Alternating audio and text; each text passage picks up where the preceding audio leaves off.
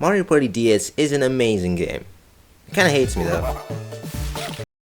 I've been playing since I was 7. I was actually given this game as a gift on my 7th birthday. So for about half my life I've been playing this game. So I know a ton about this game and its minigames. And believe me when I say there are a lot of great ones and a lot of garbage. Let's begin. Get the Lead Out is a clever minigame where you have to hit the button on top of a mechanical pencil and see who gets the most amount of lead out. It's kinda satisfying for me personally, seeing how much lead comes out of the pencil. That's pretty much all I have to say about this one. It's just a really cool minigame, honestly. The next minigame is a battle minigame titled Short Fuse. In this one you have to, I guess, blow the fuse of a bomb so it explodes? I don't really know what they're doing, it always confuses me. The point of this minigame is to blow into the mic and make the bomb's fuse get lower. You must do this strategically so that the other players are forced to make the bomb explode. And die. It's basically just Honeycomb Havoc, which is also a good minigame. Number 8 is Boogie Beam. In this minigame, you have to do certain poses depending on whether you're in the spotlight or not. If you're in the spotlight, strike a pose. If you're not in the spotlight, do this. Seeing the tiny characters dance is kinda cute, to be honest. Not only that, but the background is really detailed. Real good. Number 7, Rail Riders. A minigame where you swipe up as fast as you can to speed down a railing, on a leaf, might I add, so you can launch yourself farther than the other players. The player who flies the farthest wins. This one is just so clever considering the game's context. We're tiny, and because of that, we get to slide down a railing, on a leaf. In Twist and Route, you have to twist and route. What you do here is you use the stylus to twist the back of a toy car. The more you twist it, the faster and farther you drive. When driving, you use the D-pad to navigate around obstacles, but once your car starts to slow down, you'll have to re-twist the key in the back so you can go again. It's a pretty cool idea that makes for a really fun minigame. That's it.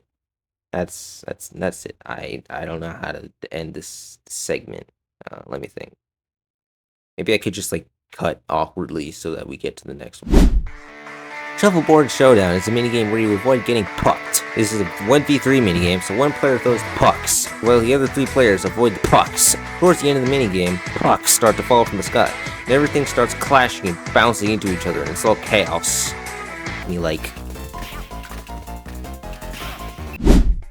And all geared up, climb what seems to be like the inside of a clock. You have to platform on gears, moving platforms, and other moving platforms. This can be a really fun minigame to play, especially since I like platformers. With 4 players, this can be a bit chaotic, honestly, especially with how small some of the platforms are. Players are just bouncing off of others with how small these platforms are. It's kind of funny. And really annoying. I just want to get to the top.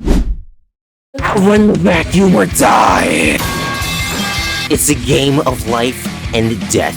If you die, then you die, I guess, I don't know. In Dust Buddies, you outrun a vacuum. You have to avoid the stuff left on the ground like buttons, lint, and bouncy balls. There's an entire hallway just with stuff on it. Is this like your entire garbage haul or something? Do you not have a trash can?